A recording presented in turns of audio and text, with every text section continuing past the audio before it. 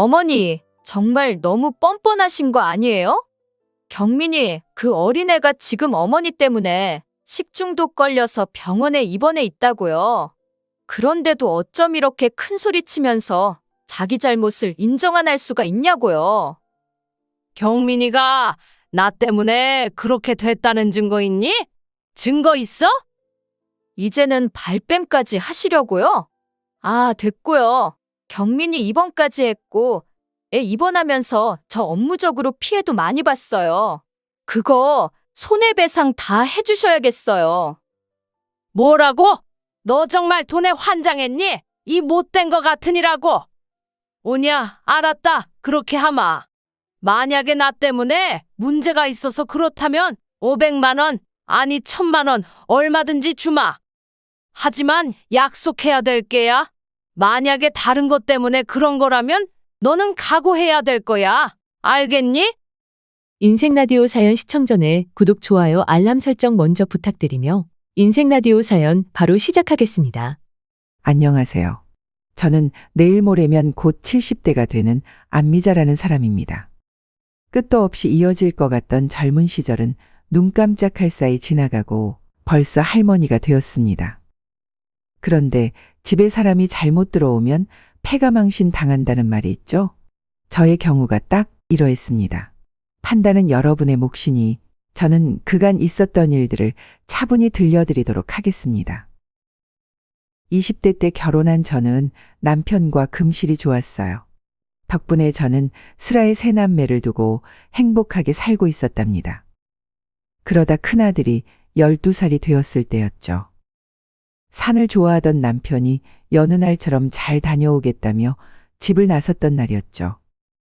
하지만 그 후로는 그 사람을 두 번 다시 볼 수 없었습니다. 산을 타던 남편은 절벽에서 떨어지는 바람에 허망하게 세상을 떠나고 말았거든요. 평소 건강만큼은 누구에게도 뒤지지 않던 사람인지라 더 황망했습니다. 역시 사람은 가는데 순서가 없는 걸까요? 시부모님보다도 남편이 먼저 세상을 떠났으니 그 시대의 사고방식으로는 자식 잡아먹은 년이라고 욕할 법도 했죠. 하지만 두 분은 그러지 않으셨어요. 아이들을 더 아껴주시고 저를 더 안아주셨죠.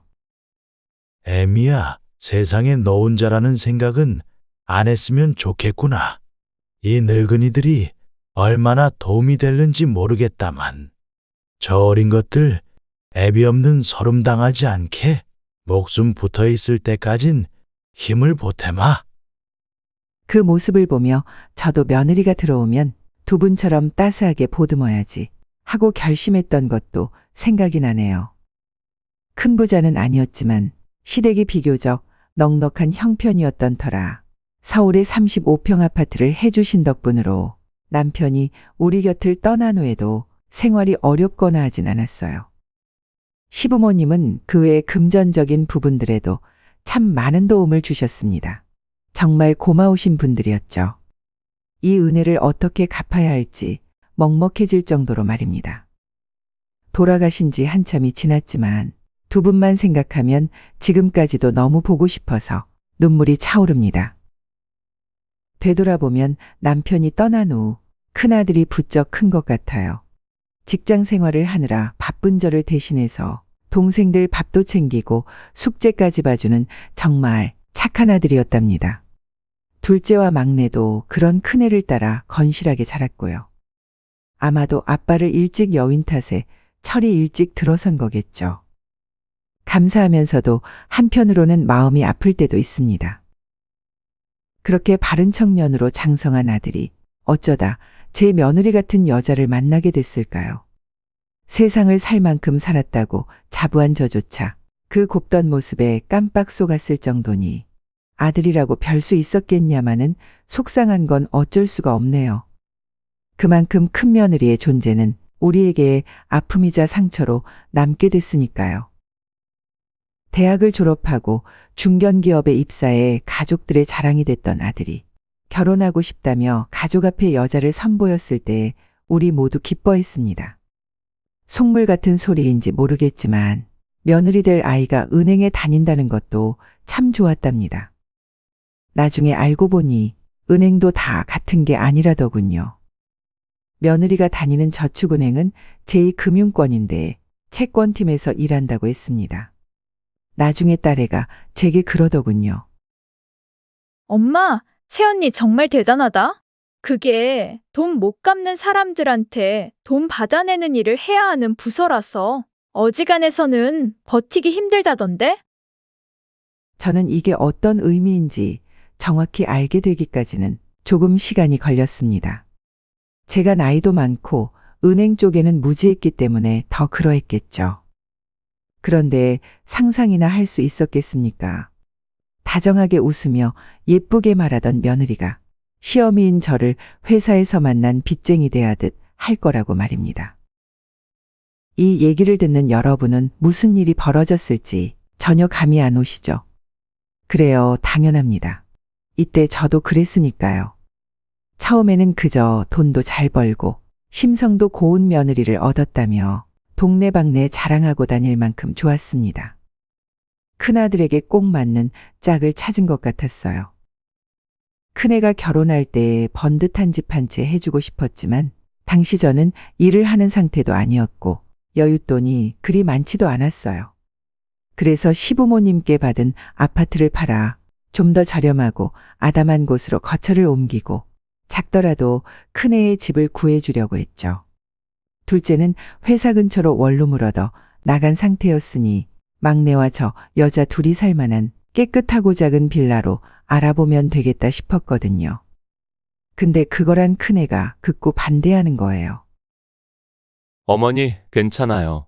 제 결혼 때문에 그렇게까지 무리하실 거 없어요.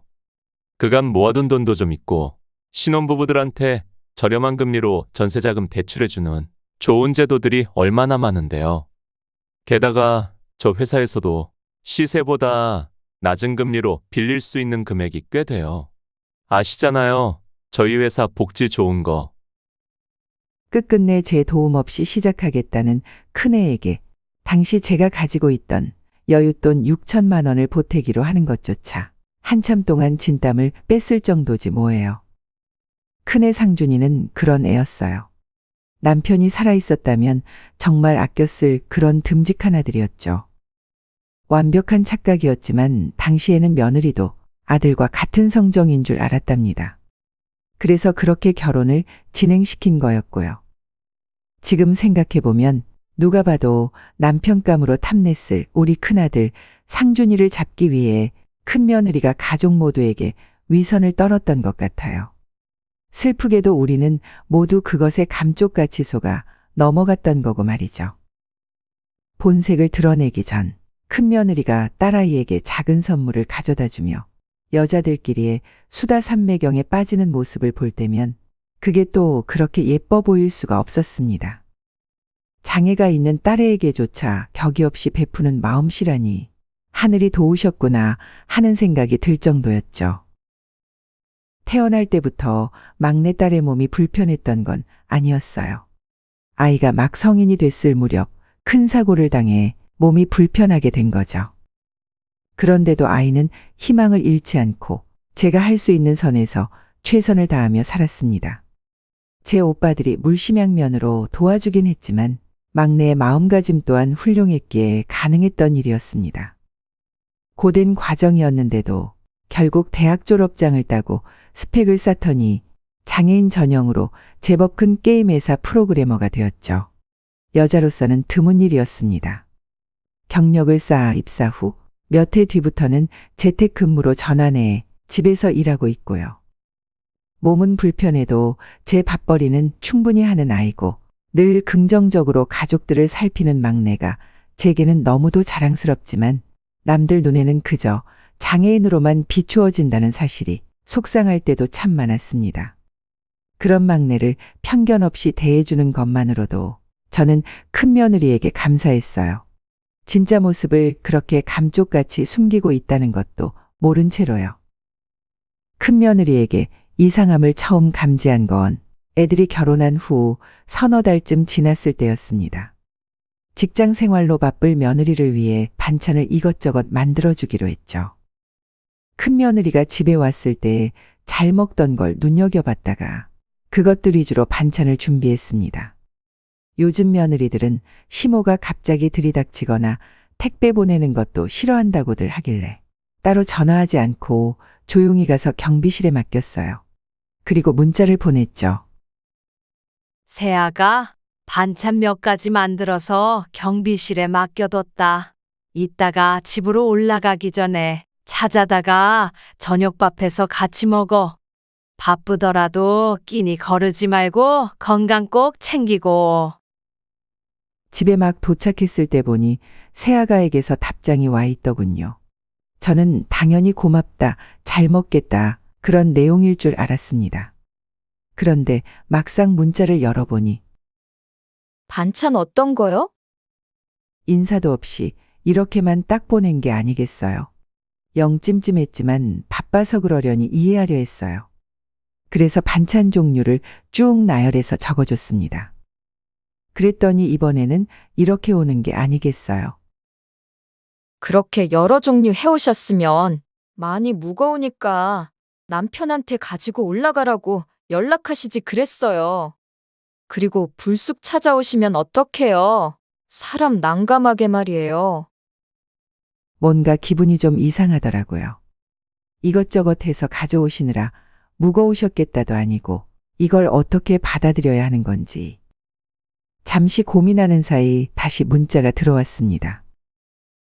그리고 말씀도 없이 한꺼번에 그렇게 막 해오시면 다 못 먹고 버리게 돼요. 정기 배송으로 반찬 일주일에 3번 배달해서 먹고 있으니까 앞으로는 이런 거 해오지 마세요. 참 서운하더군요. 요즘 시대가 많이 바뀌었구나 라는 생각이 순간 들었습니다. 그렇게 집에서 누워 TV를 보고 있는데 9시쯤 큰아들한테서 전화가 왔습니다.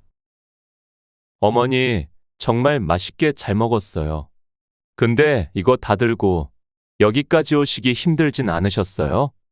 다음에는 저한테 꼭 말씀하세요. 퇴근하면서 들릴게요. 그래, 맛있게 잘 먹었다니 나도 좋구나.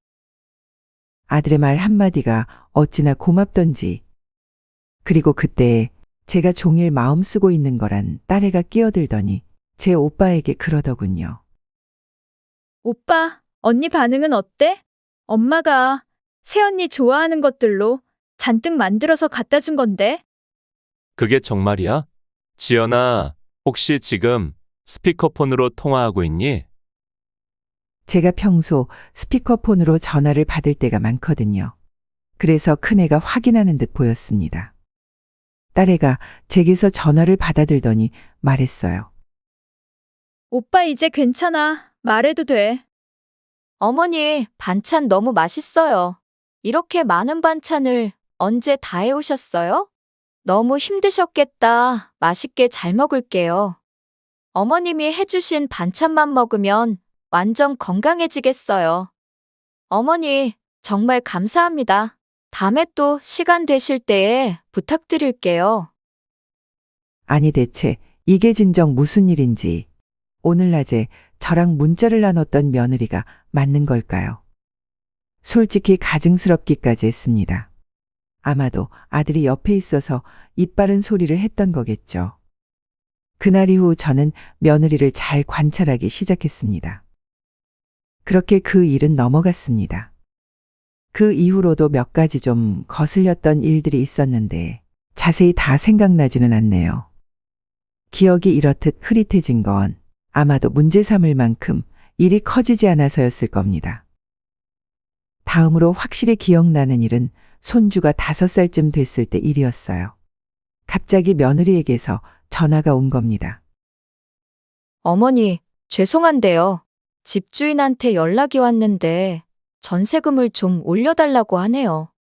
저희가 지금 사정이 좋지 않아서 그런데 죄송하지만 혹시 좀 도와주실 수 있을까요? 아이고, 얼마나 올려달라는데? 4천만 원이요. 뭐? 그렇게나 많이? 네, 그래서 어떻게 해야 할지 모르겠어요. 올려주지 않으면 자기네들이 살겠다고 당장 나가래요.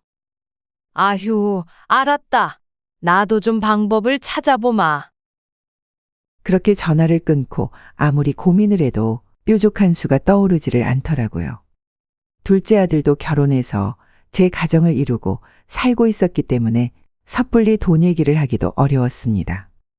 저도 몸이 안 좋은 상태여서 일을 하지 않은 상태였고, 그렇다고 불편한 몸으로 일해서 우리 두 사람의 생활비를 충당하고 있는 막내딸에게 말할 수도 없는 노릇이었고요.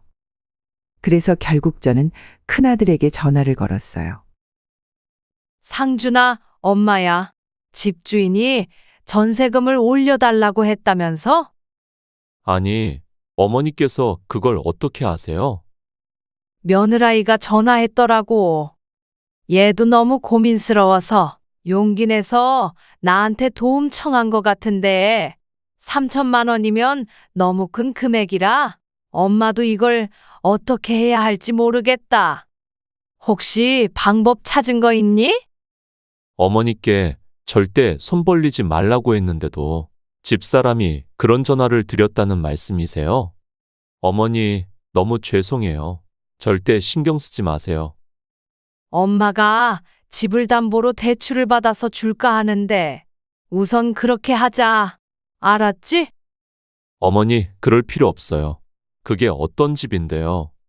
그동안 우리 삼남매를 뼈 빠지게 키워주신 것도 감사할 일인데 마지막 남은 집을 가지고 어떻게 대출을 받게 해요. 그리고 이제야 말씀드리는 건데 저 솔직히 지금 사는 집 마음에도 안 들었어요. 안 그래도 이사 갈지 말지 하던 참이라 차라리 잘 됐다 싶다니까요. 교통편도 안 좋고 집도 별로인데 집주인이 정신이 나간 거예요. 그 돈 주고 뭐하러 여기 살아요. 더 좋은 곳으로 이사할 거니까 어머니 속상해 하지 마세요. 세상에 이런 아들이 또 있을까요? 이렇게 착한 아들이었습니다. 요즘 세상에 부모가 돈 해준다고 하면 거절할 자식들이 몇이나 될까요? 제가 정말 복이 많다 싶었어요. 그리고 다음 날 이른 아침부터 큰며느리에게서 전화가 왔습니다. 반갑고 미안한 마음으로 전화를 받았죠. 그랬더니 글쎄 시어미에게 아침 대바람부터 전화한 제 며느리가 뭐라는 줄 아세요? 어머니, 저희 부부싸움 나게 만들려고 작정하셨어요? 애 아빠 모르게 조용히 어머니한테만 살짝 말씀드린 건데 그걸 이렇게 옮겨요? 어제 저희 종일 싸웠어요. 어머니 덕분에요. 돈 마련할 형편이 안 되면 저한테 조용히 문자 하나 보내주시면 될 거를 일을 왜 이렇게 만드세요? 너 말버릇이 그게 뭐냐? 네가 하도 걱정해서 나도 돈을 마련해 주려고 이리저리 생각해보고 알아봤는데 방법이 없어서 상준이한테 연락한 거다. 큰애랑 상의하려고 전화했던 건데 그게 뭐가 그리 잘못됐다고 아침부터 이러는 거니? 그러니까 제가 상의를 드렸으면 답도 저한테 하시는 게 옳죠. 이후 상의도 저랑 하시는 게 맞고요. 어머니가 잘못하셔놓고 왜 되레 저한테 큰 소리세요? 사람 정말 미치게 하는 재주가 있으세요. 결국 돈도 안 해주셨으면서. 그러면서 전화를 딱 끊어버리는 게 아니겠어요. 정말 너무 황당하더라고요. 이 나이 먹고 제가 이렇게까지 무시당할 일을 한 건가 얼떨떨하기까지 했습니다. 흥분된 마음을 가라앉히고 큰며느리에게 문자를 하나 보냈어요. 너 부모님한테도 이렇게 행동하니? 어떻게 돼 내가 위아래 구분도 없이 이렇게 막말을 하고 그렇게 버릇없이 굴 수가 있니? 이렇게 하면 너 친정 부모님만 욕먹이는 짓이라는 거 정말 모르는 거냐? 경민 아빠랑 어떤 식으로 다퉈서 너가 이렇게까지 흥분하는지는 모르겠다만 이번 한 번만 넘어가 주마. 나는 내 아들도 귀하지만 너도 나한테 귀하니까 이렇게 넘어가 주려고 하는 거야. 다시 한번 이런 식으로 행동하면 그때는 정말 내가 너 가만히 안 둬. 알아듣겠니? 그때는 너가 나를 시어미로 생각 안 한다는 거니까 나도 너를 내 며느리라고 생각 안 할 게다. 큰며느리가 외동딸이라 버릇없이 컸나 보다 그 정도로만 생각했지. 이렇게까지 아나무인으로 행동하는 사람인 줄은 이때까지 전혀 몰랐어요. 더 웃긴 건 며느리가 제 문자에 답을 안 하더라는 겁니다. 더 따끔하게 혼낼까도 생각해 봤는데 이쯤 했으면 알아들었겠지 하는 마음이 들더라고요. 그렇게 통 크게 생각하며 그 일도 아들이 다른 곳으로 이사를 가면서 마무리되었습니다. 그렇게 또 1년쯤 지났을 때 일이었어요. 손자 경민이가 6살이었을 땐데 큰아들에게서 전화가 왔더라고요. 어머니, 오늘 부부 모임이 있는 날인데 오늘 하루만 경민이 좀 봐주시면 안 될까요? 그 누구도 믿고 맡길 사람이 없네요. 어머니만 괜찮으시다면 하루만 우리 경민이 좀 봐주실 수 있으시겠어요? 그래. 걱정 말고 잘 다녀와. 그렇게 해서 저는 손주와 하루 저녁을 같이 지내게 됐습니다. 손자가 또랑또랑 말도 얼마나 예쁘게 하고 귀여운지 정말 눈에 넣어도 안 아플 정도였어요. 경민아, 이 할미가 뭐 만들어줄까? 저녁으로 우리 경민이가 좋아하는 거, 진짜 맛있는 거 해주고 싶은데. 아이가 고민하면서 말을 못하더라고요. 그래서 제가 하나를 제안했죠. 우리 경민이 혹시 김밥 좋아해? 할머니 김밥 진짜 잘 만드는데. 아빠도 어릴 때 할머니가 만들어주는 김밥만 보면 자다가도 벌떡 일어나고 그랬어. 그럼 김밥 해줘, 할머니. 그래서 경민이를 데리고 마트로 가 재료들을 산 다음 소불고기 김밥을 만들어줬어요. 경민이가 맛있다며 정말 잘 먹더라고요. 그렇게 같이 저녁을 만들어 먹고 설거지 놀이도 함께하고 그림책을 읽어주며 재웠어요. 그리고 소파에 앉아 TV를 보고 있으니 나중에 아들 내외가 집에 들어오더라고요. 어머니, 힘드셨죠? 너무 고생하셨어요. 큰아들이 제 어깨를 주무르며 말하자 옆에서 며느리도 마지못해 고생하셨다고 따라 말했습니다. 차라리 안 하느니만 못한 인사였죠. 그 모습이 왜 그렇게 꼴보기 싫었는지 모르겠어요. 이때는 이미 큰며느리의 못된 말본새에 몇 번이나 마음이 상하느라 더 그랬겠죠. 그리고 며칠 뒤 사건이 터지고 말았습니다. 지금 그때만 생각해도 심장이 덜컹덜컹 뛰기 시작하네요. 5일인가 지난 후에 큰며느리에게서 전화가 온 겁니다. 이번에는 또 뭘까 하며 경계부터 하게 되더군요. 아니나 다를까 전화를 받자마자 며느리는 제게 따지듯 묻더군요.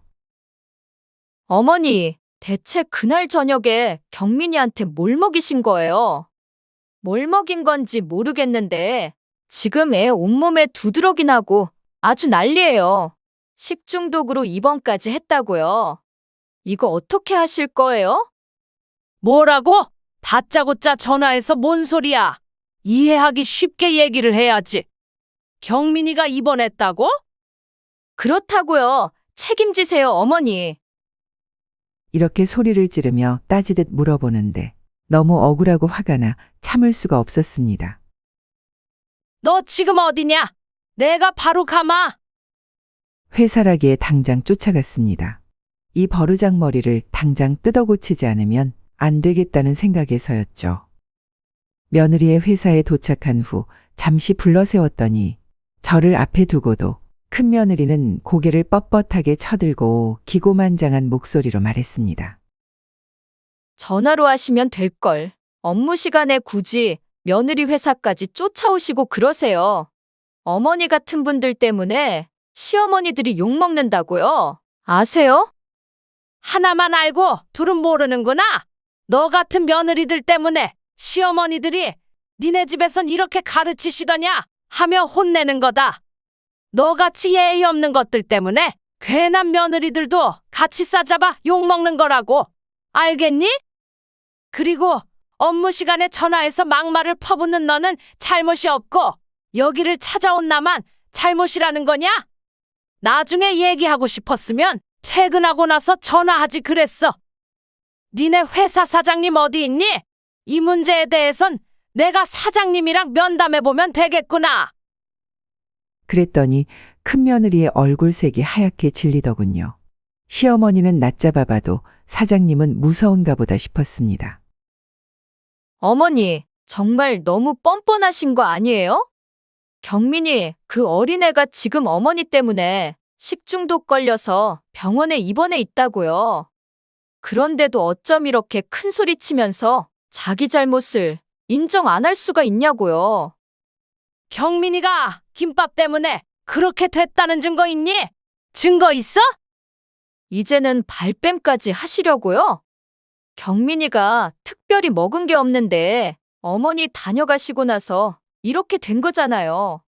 평소랑 다르게 먹은 거라고는 어머니 음식밖에 없는데 왜 인정을 안 하시냐고요. 아, 됐고요. 경민이 입원까지 했고 애 입원하면서 저 업무적으로 피해도 많이 봤어요.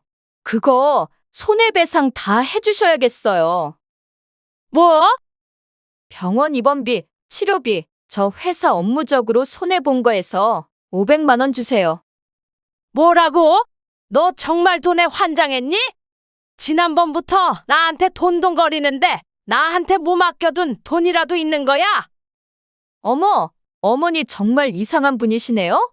어머니 때문에 손자가 아파서 입원을 했다는데도 그런 소리가 나오세요? 그리고 부모가 돼서 자식들 돈 해주는 게 뭐 잘못된 건가요? 안 해주는 게 이상한 거죠? 어머니보다 없이 사는 사람들도 자식이 그렇게 공궁안처지에 처했다고 하면 집 숟가락이라도 팔아서 돕는다고요. 아세요? 정말 제가 이 얘기까지는 안 하려고 했는데 어머니가 저희 결혼할 때 쥐뿔 뭐 하나 해준 거나 있으세요? 아무것도 해준 거 없으면서 시어머니 대접은 그렇게 받고 싶으셨어요? 사람이 양심이라는 게 있어야죠. 결국 돈이었구나 싶었습니다. 돈 받아내는 일 하는 애라더니 말도 참 청산유수죠? 하긴 이렇게까지 사람을 한계로 몰아붙이는 애니까 미수금 받는 부서에서 승진까지 하며 승승장구하고 있는 걸 테죠. 하지만 저도 더는 참지 않기로 했습니다. 이 못된 거 같으니라고.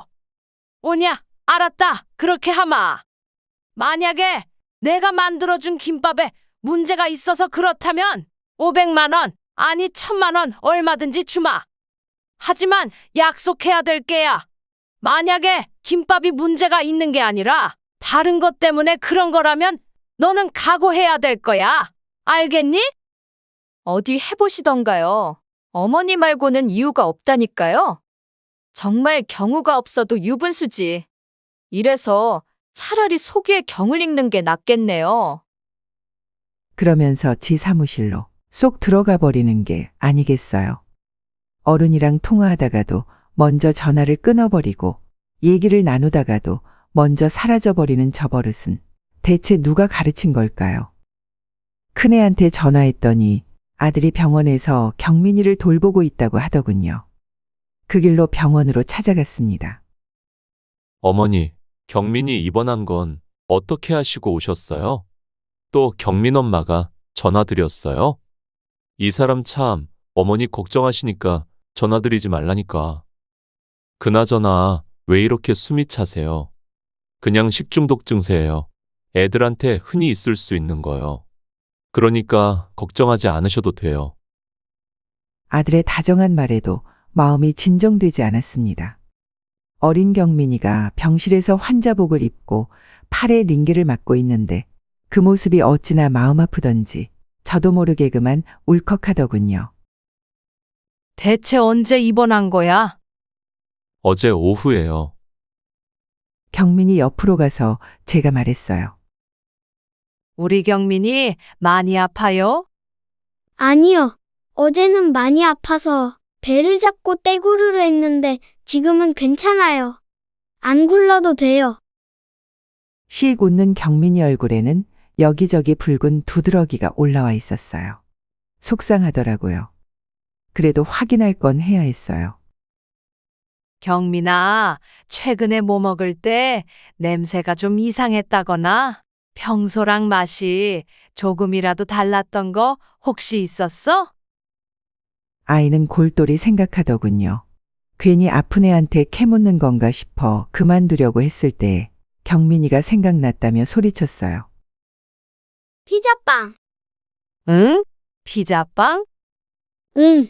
그저께 엄마가 친구들이랑 잠깐 만나고 온다고 해서 TV 보다가 배고파서 한 개 먹었거든요. 맛있긴 했는데 조금 이상했어요. 해에 웃는 경민이의 얼굴을 보며 큰아들의 표정이 와락 구겨지더라고요. 경민아, 엄마가 그저께 경민이 혼자 두고 밖에 나갔었어?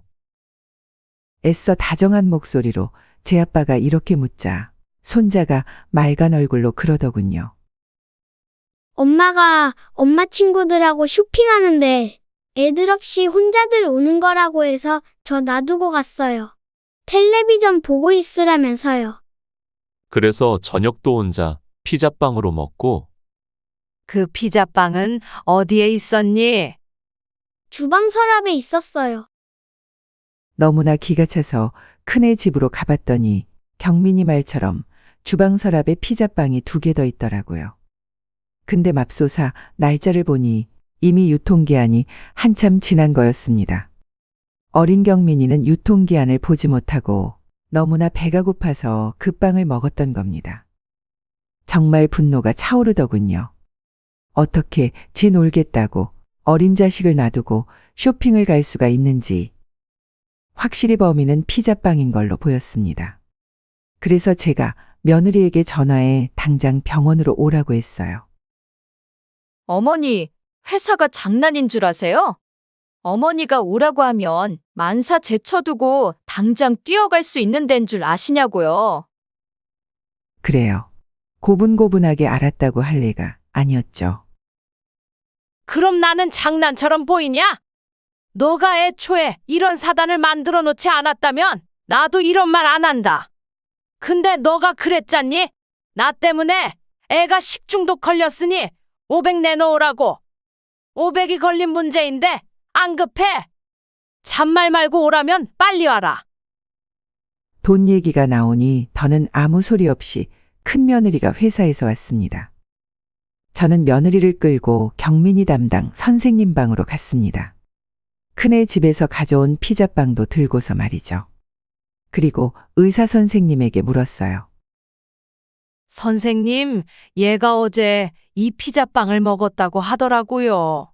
확인해보니 이게 유통기한이 지났던데 혹시 이것 때문에 그럴 수 있나요?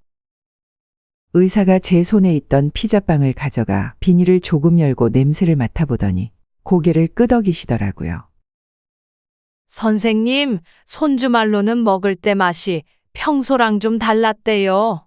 배고파서였는지 그래도 맛있어서 하나를 다 먹어치웠다고 하더군요. 의사가 혀를 차며 말했습니다. 아이들은 약하고 예민해요. 겉으로는 아무 문제 없어 보이는 것에도 탈이 날 수 있습니다. 뭐든 조심하는 게 좋아요. 아마 이게 원인일 수 있겠네요. 요즘처럼 날이 더울 때는 특히 조심하셔야 돼요.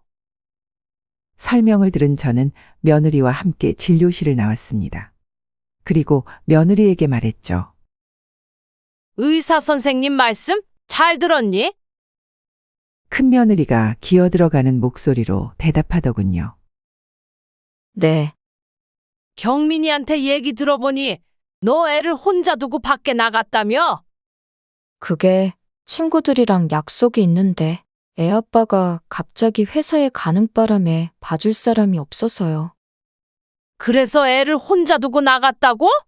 애가 혼자 배가 고파서 날짜도 지난 피자빵이나 주워 먹게 만들고? 저기, 어머니, 그래 놓고 나한테 전화해서 애한테 대체 뭘 먹였냐고?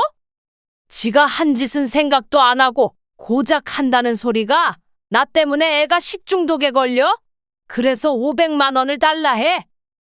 목소리 좀 낮춰주세요. 아무리 그래도 창피하게 이런 데서 교양 없이. 마지막에 저 혼자 중얼거리는 소리까지 정확하게 다 들은 저는 도저히 참을 수가 없었어요. 그래서 뒤로 물러서 있는 며느리의 멱살을 잡아 다른 손으로 귀싸대기를 올려붙였죠. 날려버렸습니다. 상상도 못했습니다. 제 아이들도 한 번 때려본 적 없는 제가 남의 집 자식에게 손찌검을 하게 될 줄은 말이에요. 뭐? 창피해? 교양이 없어. 너가 한 짓이야말로 얼마나 창피한 건지 그건 아니? 그건 교양이 있어. 분명히 나는 너한테 경고했어. 기회도 줬고. 그런데도 너가 이따위로 행동해. 제게 맞은 뺨을 두 손으로 부여잡고 며느리가 훌쩍훌쩍 울더군요. 지나가는 사람들이 힐끗힐끗 쳐다봤습니다. 또 악덕시모가 며느리 하나 잡아댄다고들 생각하겠죠. 뭐 상관없었습니다. 다른 사람들이 뭐라 떠들든 말이죠. 나는 우리 애들 키우면서도 험한 소리 하거나 매를 들어본 적이 없는 사람이야. 그런데 너는 정말 구제불능이구나. 니네 부모님은 너 같은 애를 키우면서 대체 어떻게 제정신으로 사셨다니? 어머니, 대체 저한테 왜 이러세요? 전부터 자꾸 친정 부모님 얘기 꺼내시는데 너무하시는 거 아니에요? 그러면서 또 먼저 자리를 떠버리더라고요. 한숨을 쉬며 며느리의 뒷모습을 바라보는데 뒤에서 아들 목소리가 들리더군요. 어머니, 이게 다 무슨 소리예요? 지금 경민 엄마 어디 있어요? 제가 문 쪽을 가리키며 말했습니다. 모르겠구나. 밖으로 나갔다. 그러자 상준이가 성난 발걸음을 제가 가리킨 방향을 향해 걷기 시작하더군요. 무슨 일이 날까 걱정되어 제가 뒤를 따라갔습니다. 나가보니 병원 건물 앞쪽에 꾸며진 정원 구석에서 며느리가 울며 앉아 있더군요. 아들이 성큼성큼 경민 엄마를 향해 걸어갔습니다.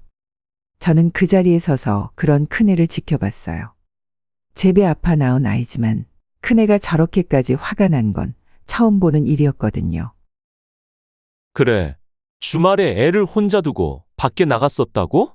기어이 나갔어? 회사 일 때문에 안 되니까 다음에 가라고 내가 말하지 않았어?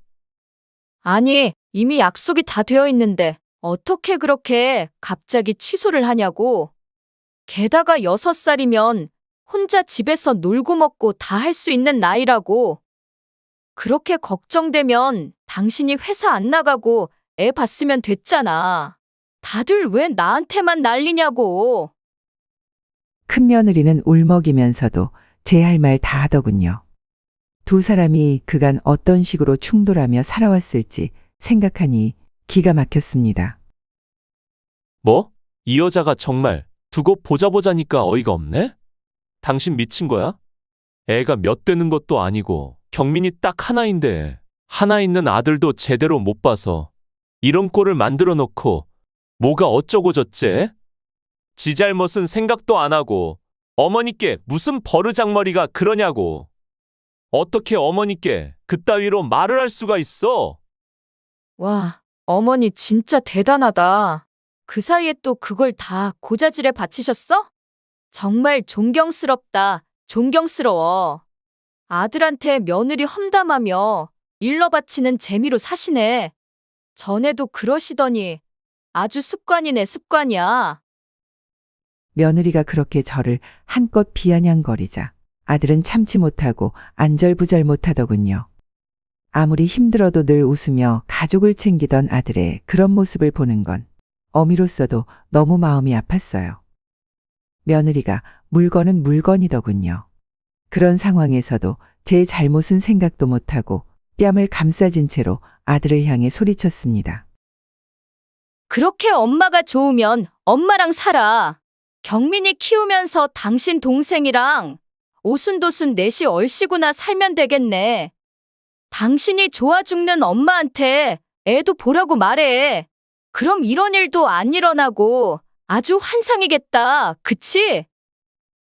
이게 사람이 할 소리랍니까? 어떻게 사고로 장애가 생긴 내 딸까지 들먹거리며 이렇게 낮잡아 막말을 할 수 있는 거냐고요.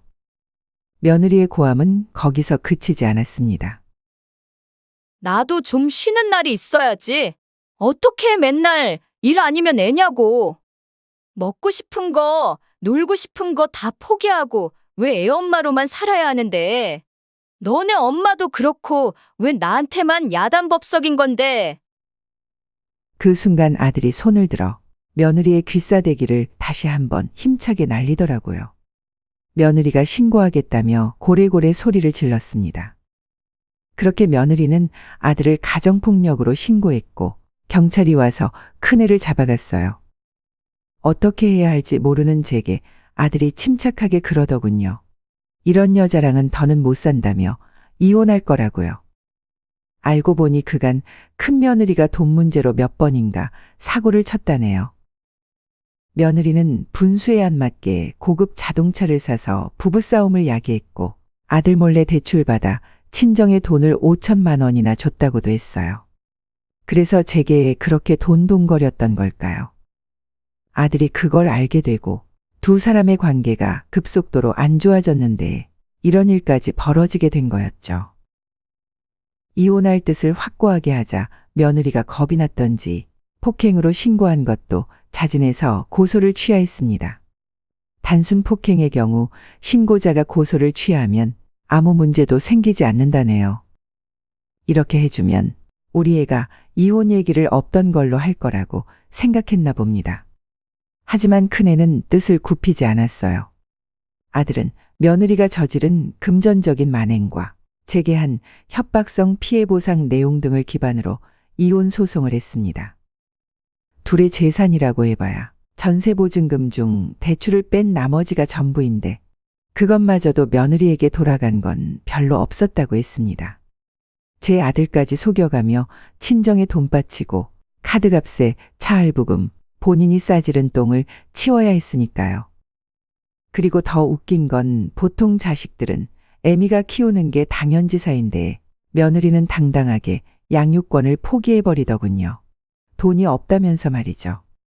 그리고 애 때문에 더 이상은 자기 인생을 낭비하고 싶지 않다고 하더군요. 대체 세상 어디에 이런 애미가 있답니까?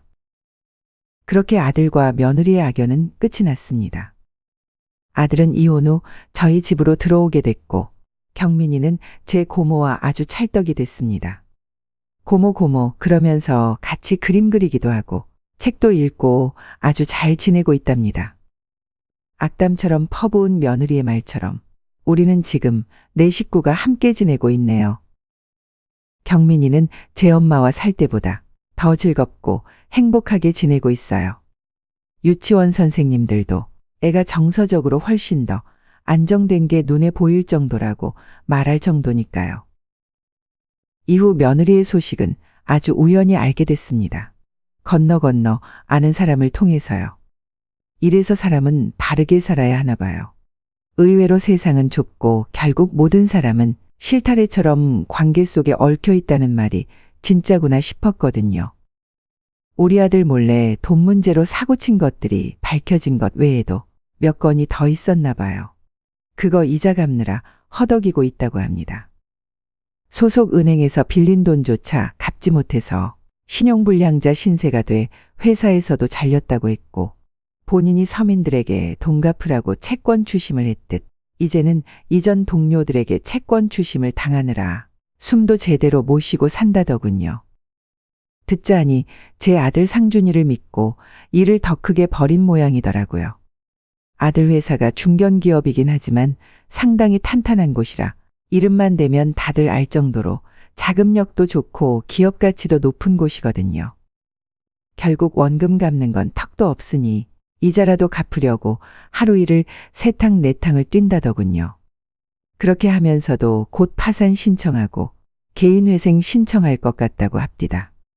애초에 사치스러운 애였던가 봅니다. 그리고 얼마 전에 그 여자에게서 연락이 오더군요. 술이 잔뜩 취한 상태로 말이죠. 어머님, 너무 나빠요. 제가 그렇게 못나게 행동했으면 어른으로서 딱 부러지게 교육을 시켜주지 그랬어요.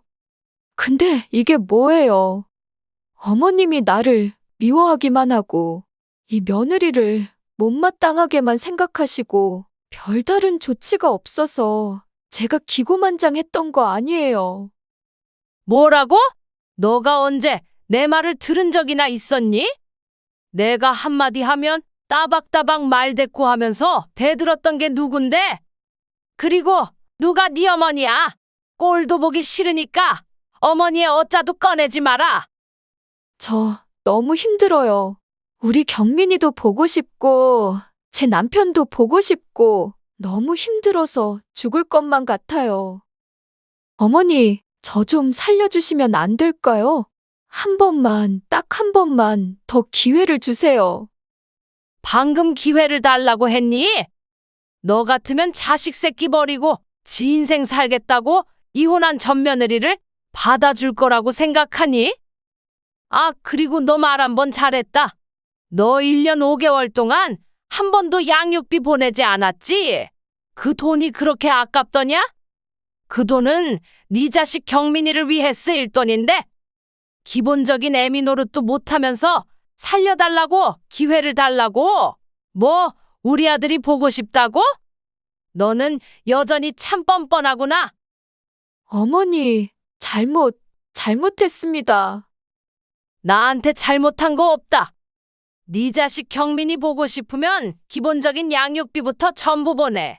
그럼 애미 자식 사이는 끊어놓지 않을 테니까. 그리고 나한테 연락하지 마라. 한 번만 더 연락했다가는 매운맛 좀 보게 될 거야. 알았어? 이렇게 말을 하고 전화를 끊어버렸습니다. 뒤늦게 후회의 눈물을 흘리면 뭐하나요? 이미 기차는 떠나갔는걸요. 그 이후 우리 가족은 아무 일 없이 잘 지내고 있습니다. 아들도 정신 차리고 회사 잘 다니고 있고, 저도 몸이 조금 좋아져서 건물 청소 일을 하고 있고요. 우리 손주 학비 조금이라도 보태려고 말입니다. 아들은 한사코 하지 말라고 말리지만 집에만 있으니 답답하기도 하고 기분 좋게 감사하는 마음으로 일을 하고 있답니다. 다들 어떻게 들으셨는지 모르겠네요. 가족에게 즐겁고 행복한 일만 벌어지면 얼마나 좋을까요? 하지만 뜻하지 않는 복병을 만났을 땐 심호흡 크게 한번 하시고 잘들 헤쳐나가시길 바라봅니다. 오늘의 인생라디오 사연글에 여러분의 소중한 댓글 참여 기다리면서 구독, 좋아요, 알람 설정해 주시면 매일 새로운 사연으로 만나실 수 있습니다. 늘 건강하시고 행복하세요. 감사합니다.